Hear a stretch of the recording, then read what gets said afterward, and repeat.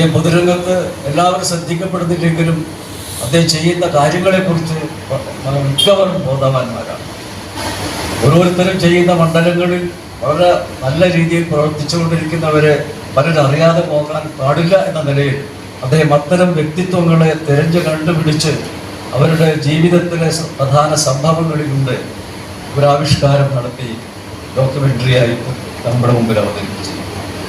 ഓരോന്നും അദ്ദേഹം നിർമ്മിച്ചതായ അത് കാണാനും അതിൽ പങ്കുചേരാനും എനിക്ക് സാധിച്ചിട്ടുണ്ട്.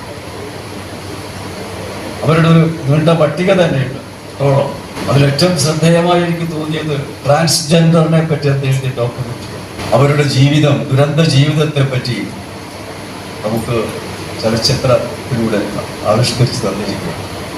ഇരുട്ടിൽ നിർത്തേണ്ടവരാണോ എന്നാണ് അതിന്റെ ടൈറ്റിൽ കൊടുത്തത്. ഇരുട്ടിൽ നിൽക്കേണ്ടവരാണോ അവർ മനുഷ്യരല്ലേ?